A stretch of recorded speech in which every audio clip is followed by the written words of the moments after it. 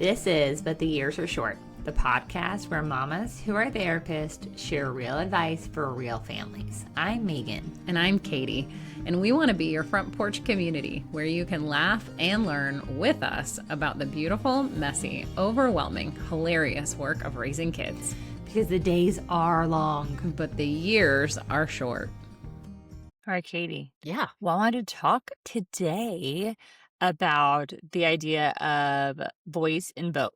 I know that's something that both of us talk a lot about for our kiddos and for the families we work with. When you talk about like voice and vote, how do you explain it to people? What does it mean to you? Yeah. So when I talk to families about voice and vote, the way that I explain it is that when we are like including our kids in a decision, they get in certain decisions, right? They get a voice, but they don't get a vote. And so what that means is that we want to hear their opinion, we want to hear their thoughts, we want to hear their preferences, but that ultimately we, the grown-ups, are going to make the decision itself. And we do that for a number of reasons. So our kids want to be considered, and they want to be included. And the pressure of making decisions for things is too big of certain things, right? Right? Yeah. Like it's too big. There's a reason that kids have parents, and it's because they don't have a whole brain yet. So I know. the current research shows that, and we tell people this all the time, and Megan and I laugh about this all the time about our kids. And I say to my kids all the time, you don't have a whole brain yet. And I tell them that very lovingly. But it gets them out of having to make decisions about things. Yeah. You don't have a whole brain until you are 26 years old, typically. And what that means is you don't have a whole prefrontal cortex developed. And so your prefrontal cortex is the part of your brain right behind your forehead, and it is in charge of things like executive planning. Big decision and like big consequences. Yes, exactly. Yeah, like understanding those things. Yeah, that's what I say. So anyway, the whole voice and vote thing lets them have the ability to communicate with us like what they are hoping for without giving them the responsibility of making these great big choices. So what do you say to families that's different? Yeah, no, I say all that. I use this analogy, which is kind of hilarious. Okay, so my brother-in-law builds bridges for a living, right? And so I use the analogy of like, okay, I drive on bridges all the time. I like bridges, but I can't go into his office and be like, hey, here's how you build a bridge. And this is what I want the bridge to look like, right? And like, I want it to be this tall and this wide and all the things. And the reason for that is because I actually don't know about bridges. I know how to drive on them, but I don't know all the things, right? And I think I use that analogy because that's kind of like the idea of our brains, right? Our kids' brains aren't fully aware of all the things. They don't understand how if we go to Disney World, it's going to cost us $20,000 or that doesn't fit in the budget, right? Like they don't understand all those things. And so like helping our kids have appropriate choices and appropriate vote is super important. I got to tell you this hilarious story, Katie. So the whole brain thing is at 25 or 25, 26. When my kids were little, I used to tell them that like you couldn't get married until you were 25. And that was the law. Like that was the law. That was the law. That was the law. Awesome. And so my kids, my mother-in-law and father-in-law celebrated 50 years of marriage, probably like 5 or 10 years, not 5 years ago. And my son was like, wait, hold on. Yaya's only 68. How did she get married? Mm-hmm. You got called out. I got totally caught. Smart kid in math. But the reason I always tell them that is like your brain's not fully developed. Like how could you make giant decisions if your brain's not fully developed? So I think it's hilarious. And I totally got caught with that one. But I do think it's important. Yeah. Okay, so then if we have an understanding of like why we do it and why we hold the voice and the vote for our kids, like what does a voice and a vote look like depending on ages? So like what does appropriate voice or vote look like for our little kids? What do you think? Okay. So I think for the littles, right? We're talking about littler choices. Okay. So like smaller, think about like I talk to parents about trying to keep the container kind of smaller, right? So like if we're looking at littles and we're like clothes shopping, right? Or something like that. So I might take them like looking for clothes and we're talking about, so when you take a little kiddo shopping, they're like, this is cool. And they're grabbing, like, maybe it's, we need to go back to school clothes shopping. And so, Mhm. you need a few long sleeve shirts, you need jeans, you need like whatever, right? And they're like, they want to grab a swimsuit, right? And, or, tank tops or Mhm. like little gymnastic shorts or, whatever they want to Things that grab. they can't wear to school. Right, Yeah. exactly. And so that would be a really good time for you to think about using the concept of a voice and not a vote, right? Mhm. And so you could think about asking them, which of these colors would be like, which of these colors do you like? Right. And so you give them these options, or Mhm. you say, we need to have 3 long sleeve shirts. Let's go find 3 long sleeve shirts. Right. And so Yeah. they don't get a vote in which items of clothing, which category of clothing we're purchasing, right? But they get a voice in the type or in the like, colors or maybe textures or whatever, right? Yeah. What would you like in littler kiddos? Like what comes to mind for you? Yeah. I think of that actually on a day-to-day getting dressed thing. And so Ooh, do it. Do it.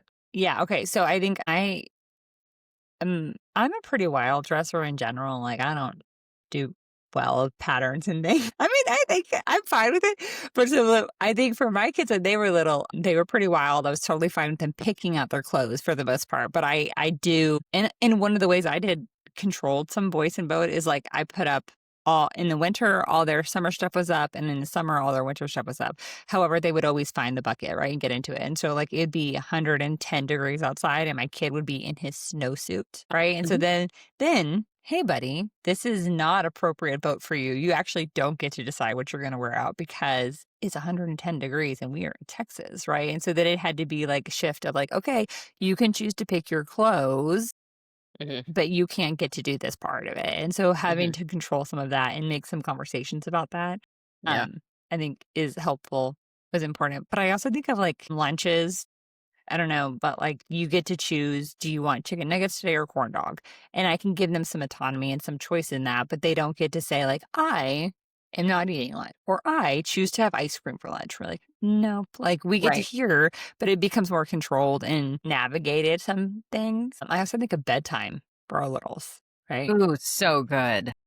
They would never go like, my children would literally never go to bed if I didn't make them go to bed, right? And Yes. so it's like, you do not get to vote when you're going to bed, not only for your sake, but for my sake, because I'm exhausted by you. And so I think Uh-huh.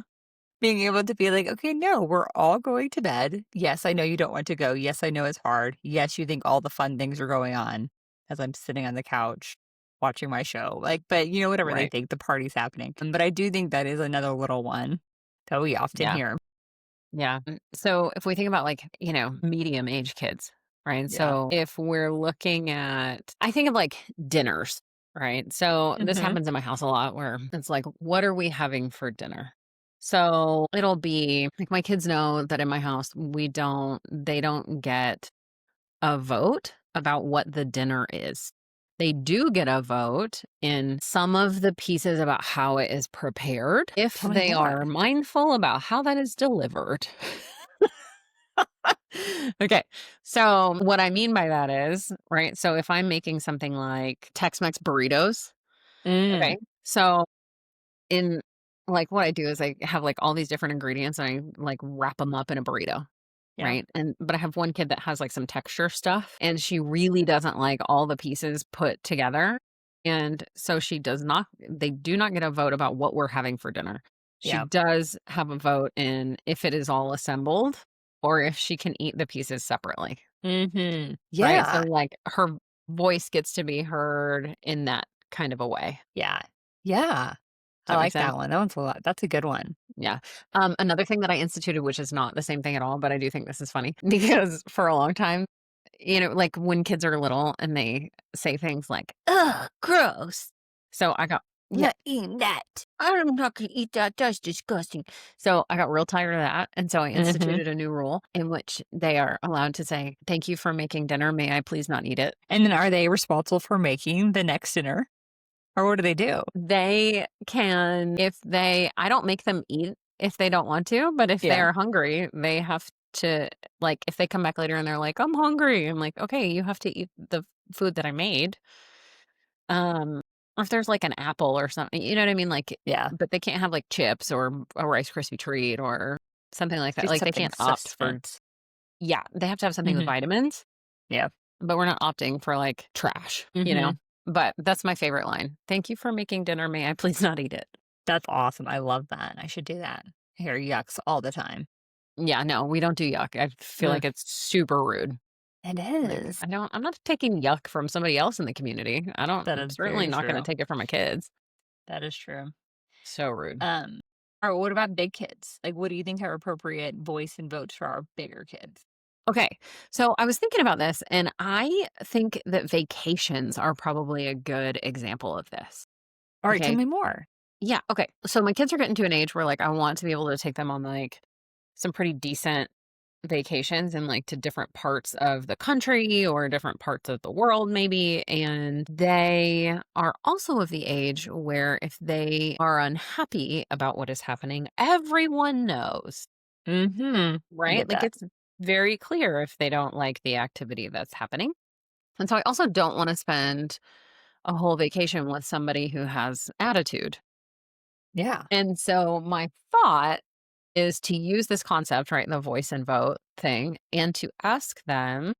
And so this is like kind of the process that I started is to tell them, like, okay, so here are the options, right? And to kind of like lay out three or four and Mm-hmm. to say, like, if we do this one, these are the activities that we will do. If we do this one, these are the activities that we'll do. Yeah. And to ask them for their opinions and preferences, and then tell them that I will make the decision, right? So they get a voice, but they don't get a Mm-hmm. vote. Yeah. That's a So that's good kind one. of I like that. that's kind of my thought process. What words of warning do you have for me? Do you see any like potholes? It's so funny. I think the thing that comes to my head is like, without a doubt, one of my kids would be like, "We didn't put this on the list. That would be so fun. Why don't we do this?" Yeah, But that right. would be Like the that's only not. thing I could think of for sure. Yeah, That'd be that's funny. true. That's true. Yeah, I but probably. You know but what? that I probably would be like, oh, that would be really fun. Too bad it's not on the list. Huh. exactly. Well, that's the voice and vote thing, though, right? Like, okay, Yeah. yeah, you want to go to the rainforest. That's not an option this year. Like, Yeah. Right. Not on the. Sorry, that's not on the yeah, list. that's so No, funny. that's good. The other thing I think for big kids, which I just literally did this last night with my big kid, is bedtimes, right? And so it's like helping to negotiate that. Um, he has a very set bedtime. By bedtime, I mean like he has to be in his room. All devices have to be off by this certain time. But he wanted to negotiate his weekend bedtime. And so what we did was we had a conversation about like, this is why this time has been agreed upon, right, for him and for the whole house unit. And then he like shared with me of like this is what he would like and why it was he would like it. And then we actually came to a compromise of like, okay, here's you can have this if X, Y, and Z isn't happening, right? But if X, Y, and Z is happening, you have to do this one. And so that was a cool I think as they get older, it Yeah. becomes cool to get to have these like conversations. And those conversations are like working out that executive functioning piece of their Yes. brain that is so important, right? It helps them do this in their own head. And so that is one that I just recently did that I think was actually a good voice and vote compromise for That us. is a good voice and vote compromise. I would love to know. So Hmm. your oldest is 14. Yes. I would love to know what the absolute drop dead during the week, no screens, it's all shut down time is. 9:30. 9:30. Yeah. Okay, this is very helpful. What is it on the weekend? So on the weekend is midnight. Okay. Ooh, that's different. It is very different. How did he negotiate that? He negotiated it, done really well with school this year. And so I think he's Yeah. shown us that he is being proven to do some hard and difficult things that he just hasn't been able to do in the past, right? He changed schools this year. So a big part of his community is he doesn't get to see every day. So he plays games with online. And then Yeah. he has been like working with family members on the weekend to earn cash. And so I think we just saw this huge growth in him. Yeah. And so he negotiated like, hey, I am getting big. Like I want to hang out with my friends online. And so we negotiated that. And so I think it's midnight unless we have something early Saturday or Sunday morning, and then he has to be in bed by 11. Awesome. So yeah, That's very we'll cool. see how it goes. Yeah, that's super, super cool. I love Yeah. that. We also don't do devices in his room. So it's like if he's up, he's like in the house. You know what I mean? So I think that's the other piece too. Is like if he's up till midnight, theoretically I could be up to midnight listening to him scream at his friends. Yeah, exactly. Exactly. Which is like a whole thing. It is a whole thing. Yeah. I mean, I think bedtime in general, I feel like we could talk about bedtime forever because Yes. it like has such an impact on the whole household. Yeah. Because we have a lot of conversations about bedtime. And because it's like, if they're up, then like we should We're probably kind be of up. up. You know what I mean? Because there's like a level of supervision around screens Yeah. that is pretty important. Mm-hmm.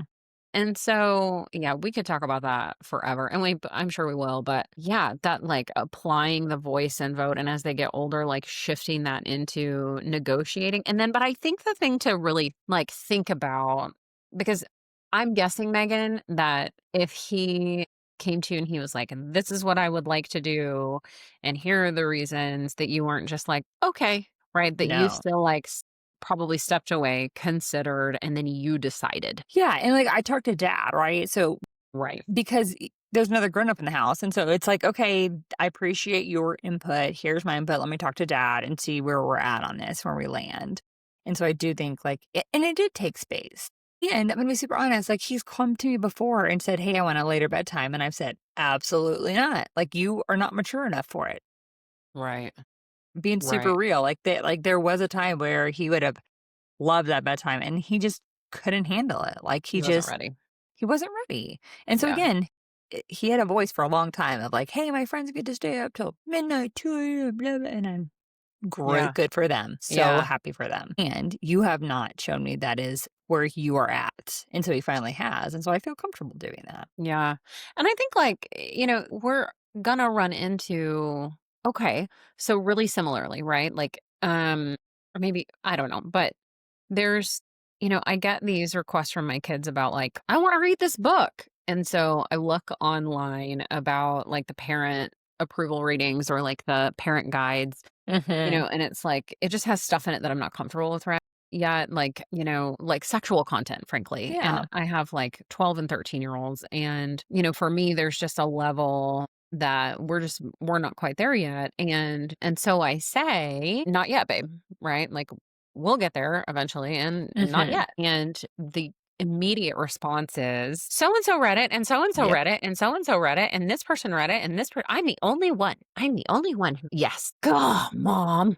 Right. Yes. And so I think that concept of like voice, right? I hear you. I know you'd like to be able to read that. I get that all the friends are doing it. And it's just not something that my job is your health and safety.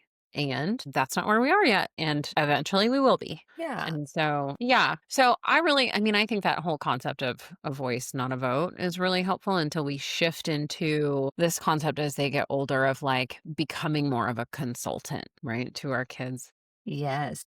less of a manager teacher and more of a consultant. But that gets way, way, way late in teenhood, more into like early adulthood. Yeah. And it's like just a fine line. And I think every kid is different too. And so knowing your kiddos really well and you're like, I don't know, like your girls well, and that helps you, I'm sure, make those voice vote Yeah. decisions in different ways Yeah. for kids. Absolutely. But it's a lot. Yeah. Mm-hmm. So anyway, wishing you hot coffee, matching socks, and kids who sleep past 6 a.m. Our music is by Stephen Bedall. If you're loving these conversations, we'd be so grateful if you followed the podcast, left a review, or shared this episode with a friend. That's how we grow this little front porch community. And remember, the days are long, but the years are short. While we often talk about mental health, this should not be used as a substitute for mental health treatment. If you or your child are struggling, please reach out to a local provider.